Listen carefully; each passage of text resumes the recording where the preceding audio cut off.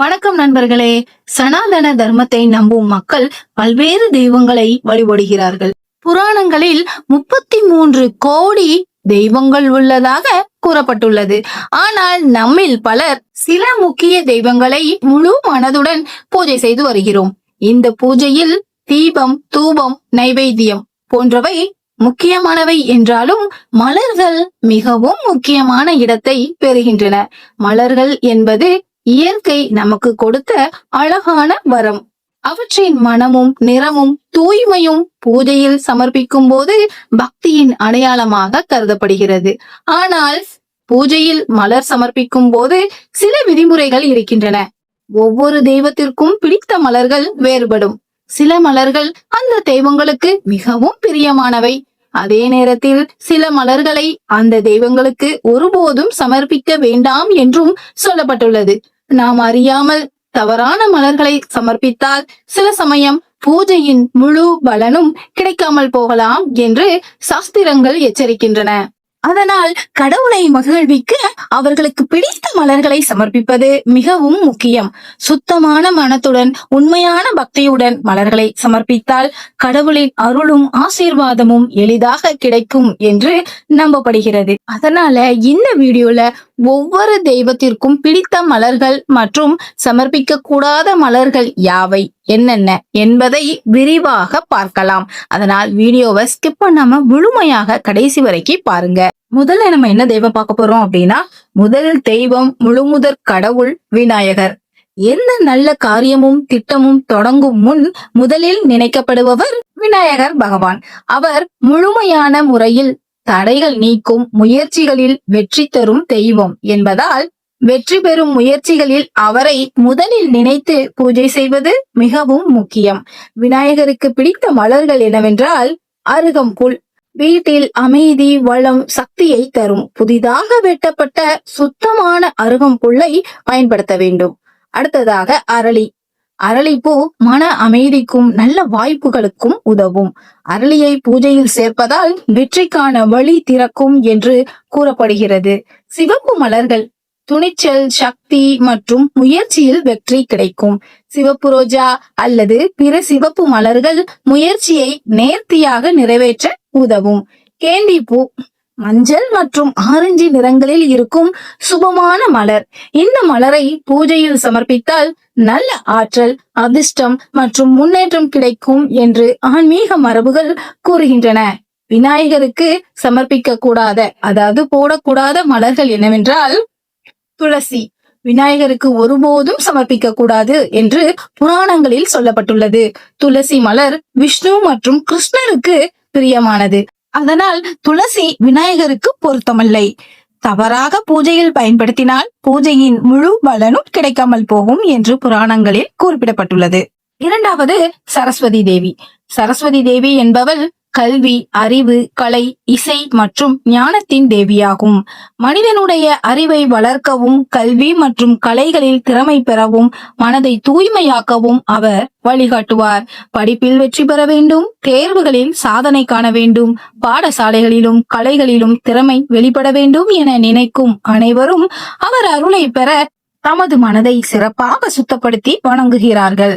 சரஸ்வதி தேவி மனம் சார்ந்த ஆழமான பக்தியையும் உணர்ச்சியையும் விரும்புகிறாள். அதனால் அவள் விரும்பும் மலர்களை பயன்படுத்தி பூஜை செய்வது பூஜையின் முழு அருளையும் பெற்றுக்கொள்ள மிகவும் முக்கியமாகிறது. பிடித்த மலர்கள் மற்றும் காரணங்களை பார்க்கலாம். வெள்ளை ரோஜா தூய்மையையும் அமைதியையும் மன சாந்தியையும் குறிக்கும். வெள்ளை அரளி அறிவையும் ஞானத்தையும் மேம்படுத்தும் என கூறப்படுகிறது. மஞ்சள் செவ்வந்தி வெற்றி, வளம் மற்றும் ஆன்மீக சக்தியை வளர்க்க உதவும். வெள்ளை தாமரை மனதை தூய்மையாக்கி புத்திசாலித்தனத்தை வளர்க்கும். சரஸ்வதி தேவிக்கு சமர்ப்பிக்க கூடாத மலர்கள் என்னவென்றால் கருப்பு நிற மலர்கள். இவை தூய்மையையும் அறிவையும் குறைக்கும் என சாஸ்திரங்கள் கூறுகின்றன. கருப்பு நிறை பூஜை பொருட்கள் தேவி விரும்பாதவை. தவறாக சமர்ப்பித்தால் பூஜையின் முழு பலனும் கிடைக்காது. அடுத்தது மூன்றாவதாக ஹனுமான். ஹனுமான் பகவான் பக்தர்களுக்கு கலியுகத்தில் உடனடி அருளை பெற உதவும் தெய்வமாக போற்றப்படுகிறார். அவர் பக்தி, துணிச்சல், சக்தி மற்றும் பாதுகாப்பை குறிக்கிறார்.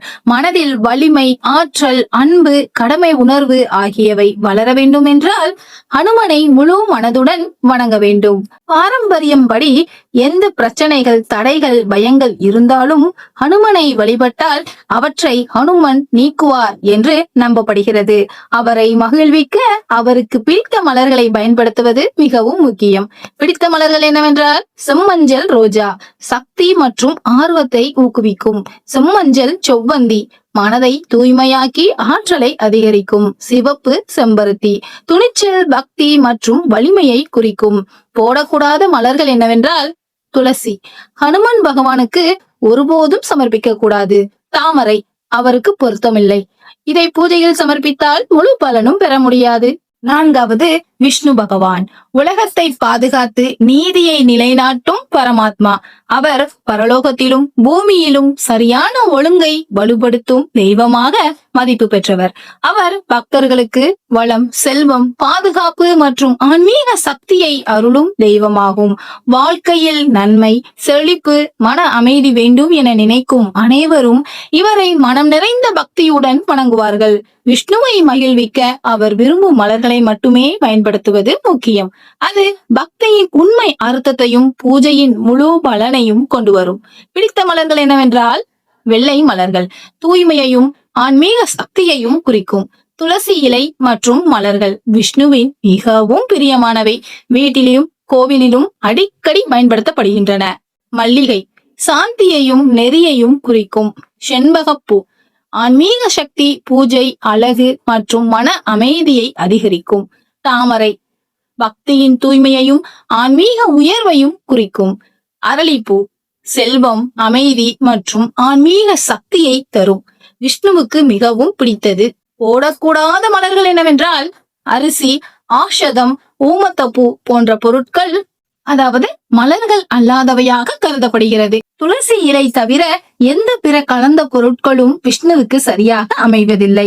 முக்கியமாக துளசி புதிதாக இருந்தாலும் உலர்ந்ததாக இருந்தாலும் விஷ்ணு ஏற்றுக்கொள்வார். ஏனென்றால் துளசி என்பது மகாலட்சுமியின் வடிவம் என்று சாஸ்திரங்களில் கூறப்படுகிறது.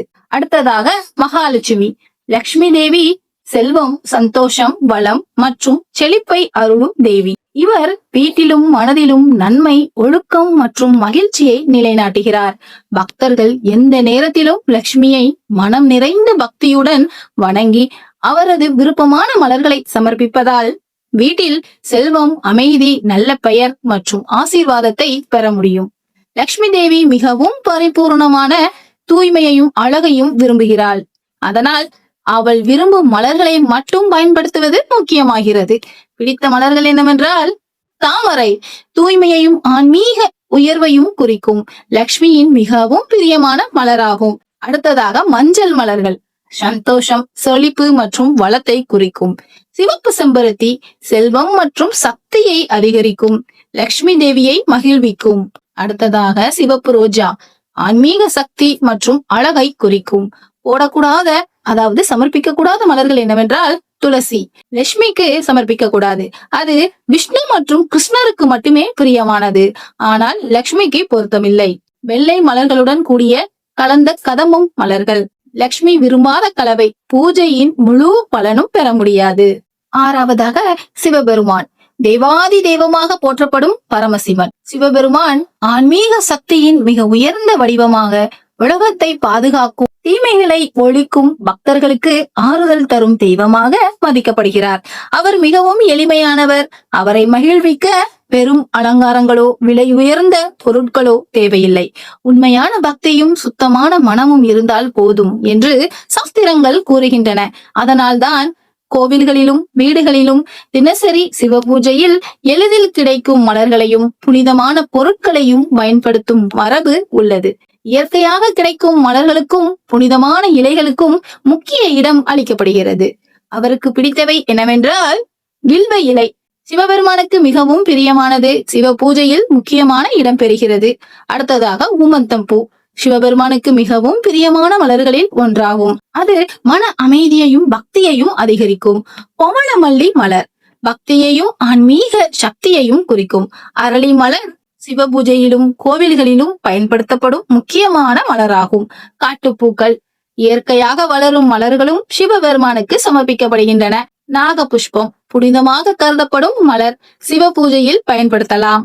தாமரை மற்றும் கதம்பம் பூ ஆகியவையும் சிவபெருமானுக்கு சமர்ப்பிக்கப்படும் புனித மலர்களாக கருதப்படுகின்றன. தர்ப்பை வேத பூஜை, ஹோமம், சிவ பூஜை போன்ற ஆன்மீக வழிபாடுகளில் புனிதமாக கருதப்படும் போடக்கூடாத, அதாவது சிவபெருமான் விரும்பாத மலர். தாமரை மற்றும் துளசி சிவபெருமானுக்கு பொருத்தமில்லை. இதை தவறாக சமர்ப்பித்தால் பூஜையின் முழு பலனும் பெற முடியாது. தாழம் பூ சிவ பூஜையில் சமர்ப்பிக்கப்படக்கூடாது என்று புராணங்களில் குறிப்பிடப்பட்டுள்ளது. அடுத்ததாக 7வது துர்க்கையம்மன். அசுர சக்திகளை அழித்து உலகத்தை காக்கும் சக்தியின் வடிவமாக போற்றப்படுபவர் துர்க்கையம்மன். சக்தி, தைரியம், பாதுகாப்பு மற்றும் வெற்றியை அளிக்கும் தெய்வமாக அவர் கருதப்படுகிறார். குறிப்பாக நவராத்திரி காலத்தில் துர்க்கையம்மனை பக்தர்கள் மிகவும் பக்தியுடன் வழிபடுகிறார்கள். அந்த நாட்களில் அம்மனுக்கு மலர் சமர்ப்பித்து பூஜை செய்தால் வீட்டில் இருக்கும் துன்பங்கள் குறைந்து நல்ல சக்தி அதிகரிக்கும் என்று நம்பப்படுகிறது. துர்க்கையம்மனுக்கு பொதுவாக சிவப்பு நிற மலர்கள் மிகவும் பிரியமானவை. சிவப்பு ரோஜா, சிவப்பு செம்பருத்தி, சிவப்பு அரளி, நீல சங்குப்பூ, வெள்ளை தாமரை, ஜாதி மல்லி போன்ற மலர்களை அம்மனுக்கு சமர்ப்பித்து வழிபடலாம். இவை சக்தி, தூய்மை மற்றும் தெய்வீக ஆற்றலை குறிக்கும் மலர்களாக கருதப்படுகின்றன. இந்த மலர்களால் செய்யப்படும் பூஜை அம்மனின் அருளை பெற உதவுகிறது என்று சாஸ்திரங்களில் கூறப்படுகிறது. இவ்வாறு மனமாற சமர்ப்பிக்கும் மலர் பூஜை மூலம் வீட்டில் அமைதி, செல்வம், நல்ல அதிர்ஷ்டம் அதிகரிக்கும் என்றும் பக்தர்கள் நம்புகிறார்கள். அதே சமயம் சில மலர்கள் துர்க்கையம்மன் பூஜையில் பயன்படுத்தப்படுவதில்லை என்றும் பழமையான மரபுகள் கூறுகின்றன. அது என்னவென்றால் எருக்கம்பூ, பவளமல்லி, ஊமந்தம்பூ ஆகியவை அடங்கும். அதனால் அம்மனை வழிபடும் போது அவளுக்கு பிரியமான மலர்களை தேர்வு செய்து பக்தியுடன் சமர்ப்பிப்பது நல்லது என்று கூறப்படுகிறது. பவளமல்லி சில இடங்களில் பயன்படுத்தக்கூடாது என்று கூறினாலும் எல்லா மரபுகளிலும் அதற்கான தடை இல்லை. 8வதாக ஸ்ரீகிருஷ்ணர். விஷ்ணுவின் 8வது அவதாரமாக போற்றப்படுபவர் ஸ்ரீகிருஷ்ணர். அன்பு, கருணை, ஞானம் மற்றும் பக்தியை உலகிற்கு போதித்த தெய்வமாக அவர் கருதப்படுகிறார். கிருஷ்ணரை பக்தியுடன் வழிபட்டால் மன அமைதி, மகிழ்ச்சி மற்றும் வாழ்க்கையில் நல்ல முன்னேற்றம் கிடைக்கும் என்று பக்தர்கள் நம்புகிறார்கள். கிருஷ்ணர் இயற்கையின் அழகையும் மனமுள்ள மலர்களையும் மிகவும் விரும்புபவர் என்பதால் மலர்கள் அவருடைய வழிபாட்டில் சிறப்பு முக்கியத்துவம் வாய்ந்ததாக அமைகிறது. ஸ்ரீகிருஷ்ணருக்கு தாமரை, மல்லி, குண்டுமல்லி, காட்டுப்பூக்கள் போன்ற மனமும் அழகும் நிறைந்த மலர்கள் மிகவும் பிரியமானவை. குறிப்பாக துளசி மாலை கிருஷ்ணருக்கு மிகவும் புனிதமானதாக கருதப்படுகிறது. துளசி விஷ்ணு மற்றும் கிருஷ்ணருக்கு மிகவும் பிரியமானது என்பதால் துளசி இலைகளால் செய்யப்பட்ட மாலை அல்லது துளசி இலைகளை சமர்ப்பித்து வழிபடுவது மிகவும் சிறப்பானதாக கருதப்படுகிறது. ஆனால் ஒரு முக்கியமான மரபு என்னவென்றால் ஜென்மாஷ்டமி நாளில் துளசி இலைகளை பறிக்க கூடாது என்று கூறப்படுகிறது. அந்த நாளுக்கு முன்பே துளசி இலைகளை எடுத்து வைத்து அதனை பயன்படுத்தி கிருஷ்ணருக்கு பூஜை செய்வது நல்லது என்று ஆன்மீக மரபுகள் கூறுகின்றன. அடுத்தது 9வதாக சூரிய பகவானை பற்றி பார்க்கலாம். உலகிற்கு ஒளியையும் உயிர் சக்தியையும் வழங்கும் தெய்வமாக சூரிய பகவான் போற்றப்படுகிறார். வேதங்களில் சூரியன் மிகவும் முக்கியமான தெய்வமாக குறிப்பிடப்பட்டுள்ளார்.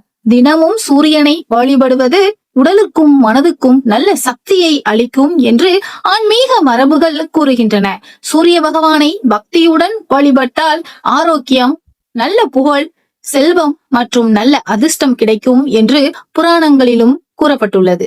சூரிய பகவானுக்கு பொதுவாக சிவப்பு நிற மலர்கள் மிகவும் பிரியமானதாக கருதப்படுகின்றன. குறிப்பாக சிவப்பு தாமரை, செவ்வந்தி, சிவப்பு அரளி போன்ற மலர்களை சமர்ப்பித்து சூரியனை வழிபடலாம். இந்த மலர்களால் செய்யப்படும் பூஜை சூரிய பகவானின் அருளை பெற உதவும் என்று நம்பப்படுகிறது. பக்தியுடன் இந்த மலர்களை சமர்ப்பித்து சூரியனை வழிபட்டால் மனதில் நினைத்த நல்ல ஆசைகள் யாவும் நிறைவேறும் என்றும் வாழ்க்கையில் நல்ல முன்னேற்றம் ஏற்படும் என்றும் கூறப்படுகிறது. 10வதாக நம்ம தமிழ் கடவுள் முருகன். தமிழர்களின் இதய தெய்வமாக போற்றப்படுபவர் முருகன். சிவபெருமானின் மகனாகவும் சக்தியின் வடிவமாகவும் கருதப்படும் முருகன் அறிவு, தைரியம் மற்றும் வெற்றியை அள்ளி அருள் புரியும் தெய்வமாக பக்தர்களால் வழிபடப்படுகிறார். 6 படை வீடுகளில் அருள்பாலிக்கும் முருகன் பக்தர்களின் துன்பங்களை நீக்கி வாழ்க்கையில் முன்னேற்றம் அளிப்பவர் என்றும் நம்பப்படுகிறது. அதனால்தான் பலர் எந்த புதிய முயற்சியையும் தொடங்கும் முன் விநாயகரை வழிபட்ட பிறகு முருகனை நினைத்து வழிபடுவதும் வழக்கமாக உள்ளது.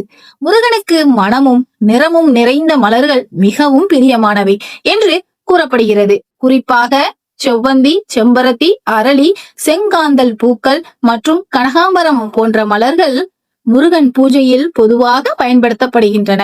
இவ்வாறு பக்தியுடன் மலர்களை சமர்ப்பித்து முருகனை வழிபட்டால் தைரியம், வெற்றி மற்றும் நல்ல முன்னேற்றம் கிடைக்கும் என்று ஆன்மீக மரபுகள் கூறுகின்றன. குறிப்பாக கார்த்திகை மற்றும் சஷ்டி போன்ற முருகன் தொடர்பான நாட்களில் இந்த மலர்களால் பூஜை செய்தால் அவரது அருள் அதிகம் கிடைக்கும் என்று பக்தர்கள் நம்புகிறார்கள். 11வது காளியம்மன். அசுர சக்திகளை அழித்து உலகத்தை காக்கும் பரமசக்தியின் வடிவமாக காளியம்மன் போற்றப்படுகிறாள். துர்க்கையின் ஒரு உக்கிரமான வடிவமாக கருதப்படும் காளி தீமைகளை அழித்து பக்தர்களை காப்பாற்றும் தெய்வமாக அறியப்படுகிறாள்.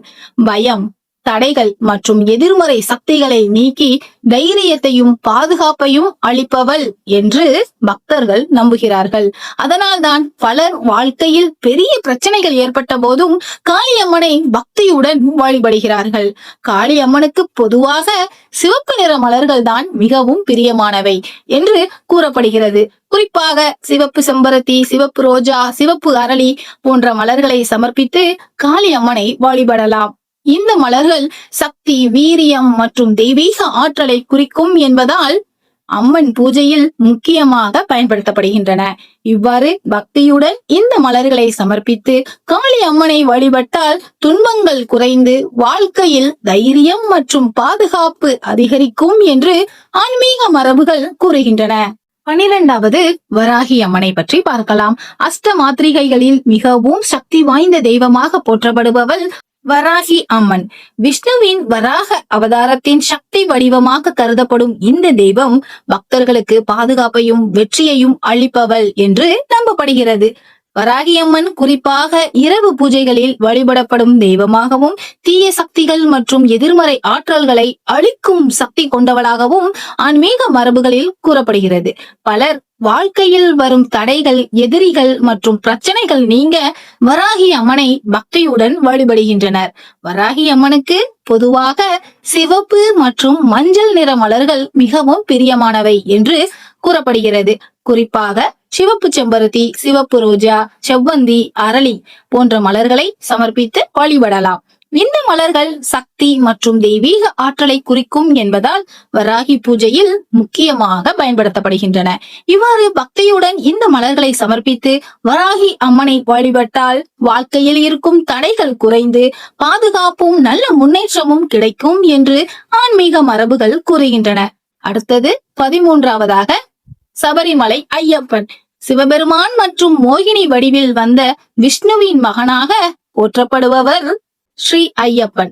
தர்மத்தையும் ஒழுக்கத்தையும் காப்பாற்றும் தெய்வமாக அவர் கருதப்படுகிறார். குறிப்பாக சபரிமலை ஐயப்பன் பக்தர்களால் மிகவும் பக்தியுடன் வழிபடப்படுகிறார். ஐயப்பனை வழிபடுவது மன உறுதி, ஒழுக்கம் மற்றும் ஆன்மீக உயர்வை அளிக்கும் என்று பக்தர்கள் நம்புகிறார்கள். மண்டல பூஜை காலத்திலும் விரதம் இருந்து ஐயப்பனை நினைத்து வழிபடுவது மிகவும் புனிதமானதாக கருதப்படுகிறது. ஐயப்பன் பூஜையில் பொதுவாக தாமரை, மல்லி, குண்டுமல்லி, செவ்வந்தி போன்ற மலர்களை சமர்ப்பித்து வழிபடலாம். இவை மனமும் தூய்மையும் குறிக்கும் மலர்களாக கருதப்படுகின்றன. ஆனால் பொதுவாக தாழம்பூ ஐயப்பன் பூஜையில் பயன்படுத்தப்படுவதில்லை என்று சில மரபுகளில் கூறப்படுகிறது. அதனால் ஐயப்பனை வழிபடும் போது அவருக்கு பிரியமான மலர்களை தேர்வு செய்து பக்தியுடன் சமர்ப்பிப்பது நல்லது என்று கூறப்படுகிறது. அடுத்ததாக 14வதாக காவல் தெய்வங்களை பற்றி பார்க்கலாம். தமிழ் மரபில் கிராமங்களையும் மக்களையும் காப்பாற்றும் தெய்வங்களாக காவல் தெய்வங்கள் போற்றப்படுகின்றன.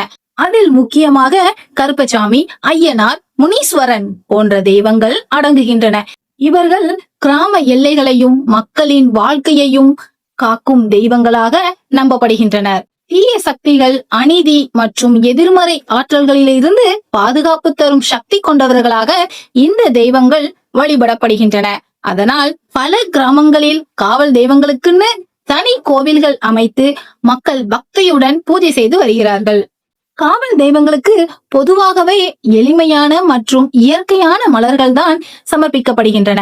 குறிப்பாக அரளி, செம்பருத்தி, செவ்வந்தி, காட்டுப்பூக்கள் போன்ற மலர்கள் பயன்படுத்தப்படுகின்றன. மற்ற தெய்வங்களைப் போல காவல் தெய்வங்களுக்கு கடுமையான மலர் தடை சாஸ்திரங்களில் குறிப்பிடப்படவில்லை. ஆனால் மரபு வழக்கப்படி கெட்டுப்போன மலர்கள் அல்லது உதிர்ந்த மலர்கள் சமர்ப்பிக்கப்படுவதில்லை. காவல் தெய்வங்கள் எளிமையான தெய்வங்கள் என்பதால் உண்மையான பக்தியுடன் சமர்ப்பிக்கும் மலர்களை அவர்கள் ஏற்றுக்கொள்வார்கள் என்று மக்கள் நம்புகிறார்கள். 15வதாக, அதுவும் இறுதியாக, சனீஸ்வரனை பற்றி பார்க்கலாம். நவக்கிரகங்களில் மிகவும் சக்தி வாய்ந்த கிரக தெய்வமாக சனீஸ்வர பகவான் போற்றப்படுகிறார். மனிதர்களின் கர்மத்திற்கு ஏற்ப பலன்களை அளிக்கும் தெய்வமாக சனி பகவான் கருதப்படுகிறார். வாழ்க்கையில் ஏற்படும் சோதனைகள், கஷ்டங்கள் மற்றும் தடைகள் மனிதன் செய்த கர்மத்தின் பலனாக சனி பகவான் மூலம் வருகிறது என்று ஆன்மீக மரபுகள் கூறுகின்றன. அதே சமயம் சனீஸ்வரனை பக்தியுடன் வழிபட்டால் கஷ்டங்கள் குறைந்து வாழ்க்கையில் அமைதி மற்றும் நல்ல முன்னேற்றம் கிடைக்கும் என்றும் பக்தர்கள் நம்புகிறார்கள். சனீஸ்வர பகவான் பூஜையில் பொதுவாக நீல அல்லது கருமை நிறத்தை குறிக்கும் பொருட்கள் முக்கியமானதாக கருதப்படுகின்றன.